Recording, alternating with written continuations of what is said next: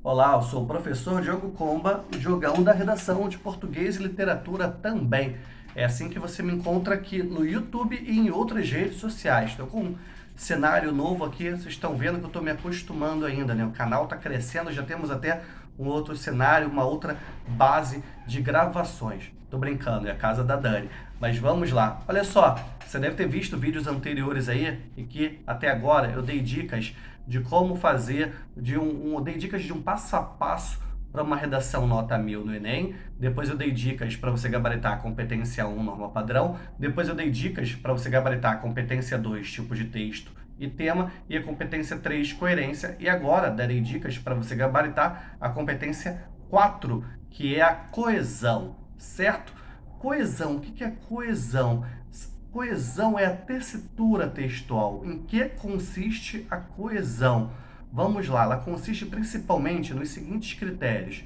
Primeiro critério, dividir os parágrafos em períodos, ou seja, tem que ter um ponto em algum lugar do seu parágrafo.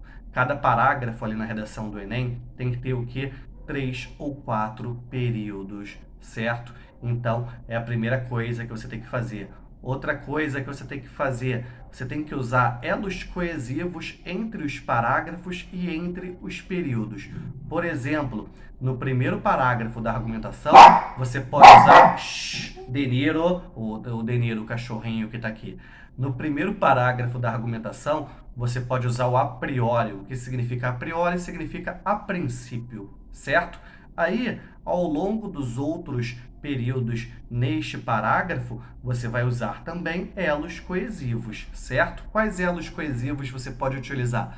Dessa forma, nesse sentido, para que ocorra o encadeamento entre as ideias. Terminando o parágrafo, trate de dar a deixa para o parágrafo seguinte, para que seu texto não fique fragmentado, para que o seu texto não fique parecendo que está com partes isoladas, desconectadas umas das outras, ok? Aí você vai lá para o seu segundo parágrafo argumentativo. Você pode colocar um outro sim, você pode colocar um além disso, você pode colocar um ademais, você pode acrescentar ideias dessa maneira, ok? Iniciando ali o parágrafo e também ao longo dos períodos colocando outros elos coesivos. Se você quiser saber, se você quiser exercícios sobre elos coesivos, deixa aí nos comentários que em breve a gente pode fazer uma aula sobre isso. Agora estamos chegando onde? No seu último parágrafo, na chamada proposta de intervenção, que você vai iniciar com um portanto. Você pode iniciar com destarte, lembrando também de usar elos coesivos entre os períodos desta proposta de intervenção.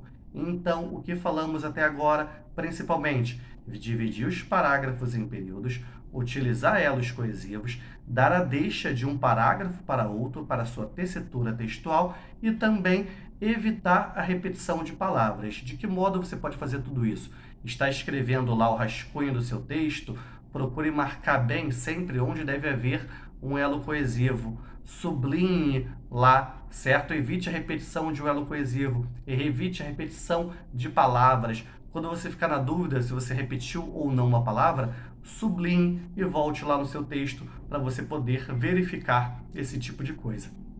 Competência 4, coesão, é uma competência que você tem todas as chances de gabaritar, de conseguir lá o 200, se aproximando cada vez mais da nota 1000 na sua redação do Enem. Como eu já disse, eu sou o professor Diogo Comba, o Diogão da redação de Português e Literatura também. Que a força e a inspiração estejam com vocês, sem dizer adeus jamais.